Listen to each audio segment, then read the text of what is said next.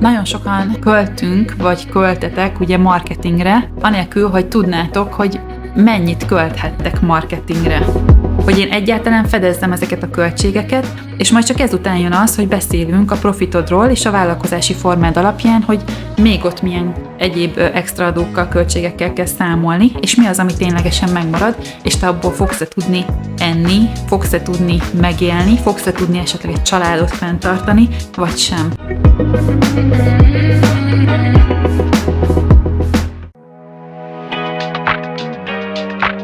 Ez itt a Hello Seller. Online üzletfejlesztés webshop tulajdonosoknak. Bővítsd ismereteid és növekedj a Hello Seller tudásbázisával.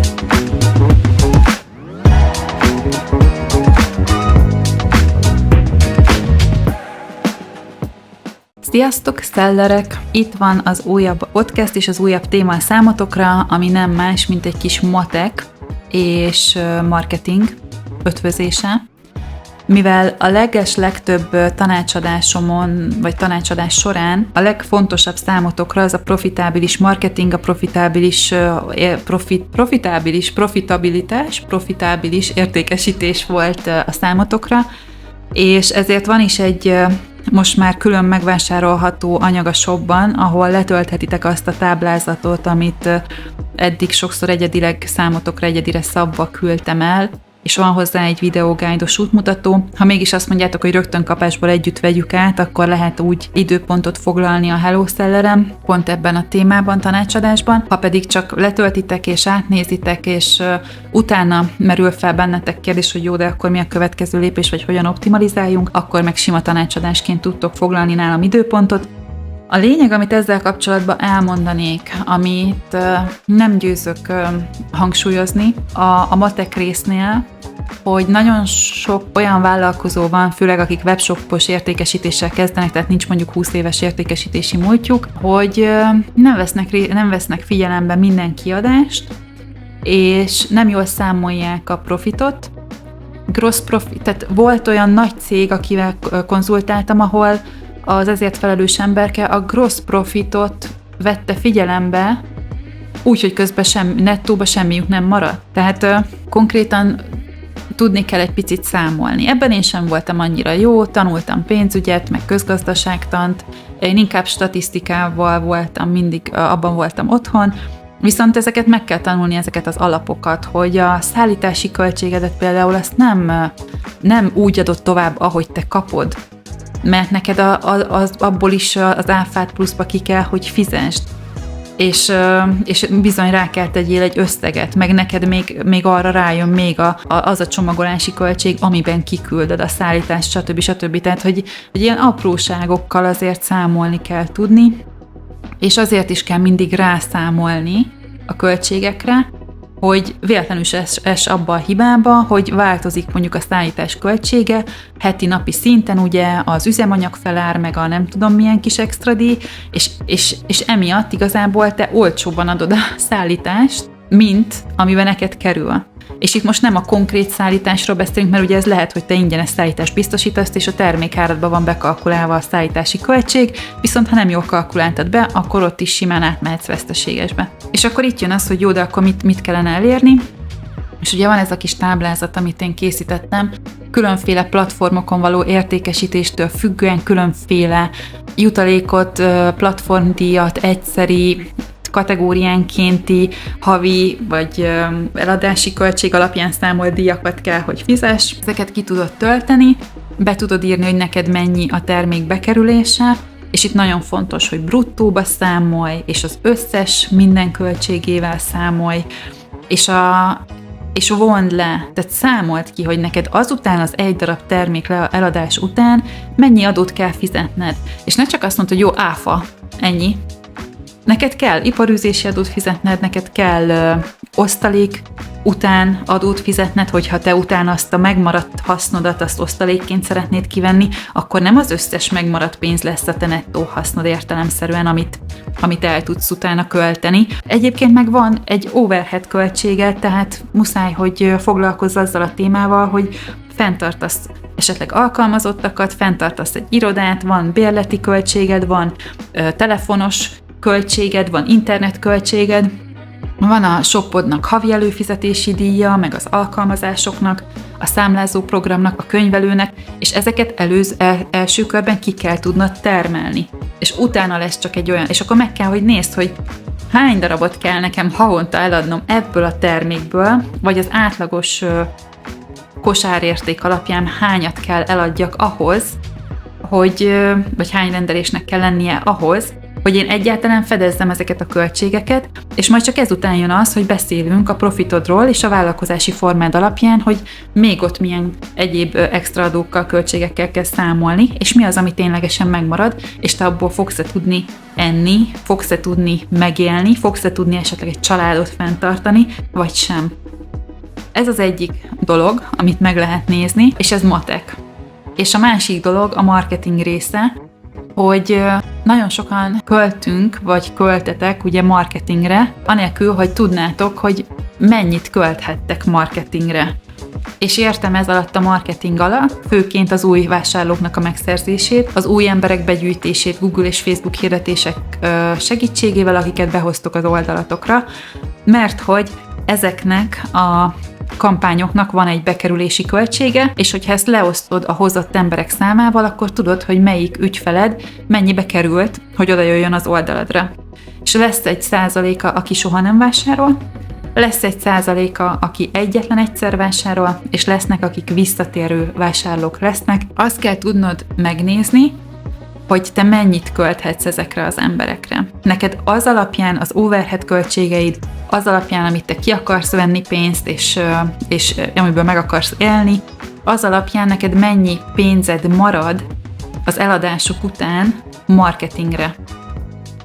Van egy olyan szemléletmód, ugye, hogy de hát azért költök marketingre, hogy növekedjek, tehát többet költök marketingre, és majd visszajön.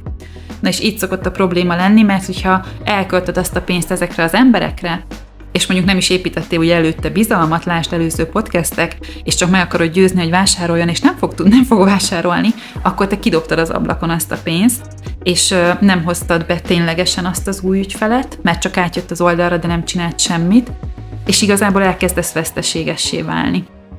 És ezt nagyon gyorsan, nagyon könnyen el lehet érni. Amazon hirdetésköltésnél is. Etsy-nél főként semmi ráhatásod nincs, hogy optimalizáld a költségeket, de Facebooknál is és Google-nél is el lehet ezt érni, holott ezeknél be lehetne állítani a POAS-t, a profitorientált Profit on Ad Spent, tehát a profit, amit elköltöttél, a profit, amit szereztél a hirdetés alapján, tehát ezeket be lehetne állítani, hogy ezeket figyelembe véve fussanak a kampányok, és ne lépjék túl azt a keretet, amit te biztosítasz erre. És ez nagyon fontos lenne, hogy ne csak a ROAS nézzük, mert a ROAS az nem mondja meg, hogy te profitot is termeltél-e, vagy sem. Úgyhogy ezt nagyon fontos megnézni. Erről szól az a kis profit kalkulációs táblázat, amit én készítettem a számotokra, és azért több hónapos tanácsadások során lett mindig továbbfejlesztve az igények alapján, de tehát ezt az alapot ezt nagyon jól átadja, és még nem találkoztam olyan a közületek egyébként, akinek ne lett volna benne valami újdonság, vagy nem mondta volna azt, hogy na ez most nagyon kellett, és ez most hasznos. Úgyhogy tényleg tudom javasolni. Ezért is csináltam meg így egy külön terméknek, mert nekem arra kapacitásom és időm már nincsen, hogy mindenkinek egyesével ezt elküldözgessem, és egyesével készítsek kis videót, hogy erről szól, arról szól. A tanácsadás órát meg általában annyi minden mással ki tudjuk tölteni, annyi kérdésetek van, és annyi mindenről lehet beszélni, hogy nem biztos, hogy jó az, hogyha csak erre fordítjuk. És akkor ezt így tényleg így külön meg lehet venni, otthon át lehet nézni, ki lehet töltögetni, ki tudjátok számolni, meg tudjátok nézni. És akkor lesznek nekem most ennél fejlettebb táblázataim is. Van egy olyanom még nagyon régről, amiben például van, akinek felismerült, ki lehet számolni azt, hogy hány percbe telik egy terméknek az összeállítása. Tehát például le vannak gyártva Amerikába vagy Kínába a termékek, vagy akár itthon, bejönnek hozzád, te állítod össze őket csomaggá, mármint nem a rendelés csomaggá, hanem mondjuk egy bedobozolt termékké, és utána te állítod össze a rendelést is, és akkor le kell ugye mérni, hogy mi mennyi idő, hány emberre van szükséged, hogy X mennyiséget legyárts egy nap alatt, mennyi a munkabére, ez mennyibe kerül, be tudod illeszteni termékköltségbe ezt az óradíjas kiadást és költséget is, és ekkor fogod igazán látni, amikor tényleg mindent beleteszel. Tehát én például, amikor online ügynökségnél dolgoztam, meg tudtam azt csinálni egy táblázatba, hogy lássuk, hogy a fejlesztési részlegen dolgozó programozók, designerek és sitebuildereknek a napi ott léte, az mennyibe kerül, a rezsit tekintve, mennyi a villanyszámra rész, amire esik, mennyi a bérleti díj költségéből mennyi esik rá, és stb. A kávé, a tejfogyasztás, az irodaszerek, és ez alapján meg lehetett nézni, hogy akkor ténylegesen mennyibe kerül ennek a részlegnek a fenntartása, nem csak a béreket figyelembe véve, és hogy mennyi projektet hozunk közbe le, hanem minden egyéb költséget, overhead költséget figyelembe véve is, viszont leosztva emberekre. Ti le tudjátok osztani termékekre az összes humán erőforrásbeli és egyéb fenntartási költségeiteket, és ez alapján tudjátok megmondani, hogy ténylegesen mennyi haszon marad egy terméken, és itt már lehet azzal játszani, hogy jó, de ez egy havi költség, tehát hogyha én egy hónap alatt 100 terméket adok el, akkor mennyi profit marad termékenként, és mennyi, hogyha 1000 darabot adok el egy hónapba, akkor mennyi profitom marad termékenként, és hogyan tudom ugye egyre nagyobbá tenni, vagy kinyitni ezt az ollót, és nagyobbá tenni a profit részt.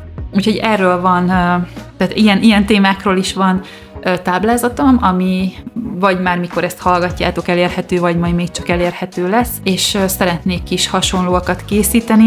Dolgozom most egy kibővített, amit magamnak is használtam, az már kicsit tovább lett fejlesztve, és még szeretnék hozzátenni néhány dolgot, és abból fog készülni egy teljes matek, én úgy hívom, hogy matek, ami a vállalkozásoknak a működésével kapcsolatos, hogy ne csak a cashflow-t lássuk, hanem azt is lássuk, hogy ténylegesen elhatárolva az eladásokat, a beszerzéseket, stb. Adókat, lássuk azt, hogy ténylegesen mennyi profitot csinálunk, és ez alapján tudjunk tervet készíteni a jövőre nézve, ugye forecastnak hívják ezeket, forecasteket készíteni, amiből lehet többféle szenárió is, és akkor utána tudjuk mérni, erre is van már egy táblám, amit én magamnak csináltam még a saját márkámhoz, lehet mérni azt, hogy ténylegesen abból mi teljesült, és mi nem. Például meg lehet azt nézni, hogy oké, tavaly itt tartottunk, ennyi volt, most itt tartunk, én úgy gondolom, hogy most akkor el lehet érni egy 20-25%-os növekedést, és akkor 1-2 hónap múlva meg tudod nézni, hogy sikerült-e vagy sem. És az sem mindegy, hogy ezt eladási számba, profitba, kosárértékbe, tehát miben akarod elérni azt a fajta növekedést. Úgyhogy nagyon jók ezek a forecastek, illetve azért is jó, mert hogyha megvan több évre visszamenőleg mondjuk minden hónapra a statisztikán, abból már fel tudod mérni, hogy milyen szintű növekedéssel számolhatsz az utolsó negyedévre. Én például tudtam azt, hogy kb. 70-75%-a a bevételemnek a karácsonyi időszakból származik. És ez azt is jelentette, hogy ki kellett, hogy találjak olyan termékeket, amik a nyári szezonra, például esküvővonalra fel lehet őket építeni, hogy azok az üres szezonok is legalább olyan vagy fele annyi bevételt produkáljanak, mint amit egyébként a többi szezonba tudok hozni.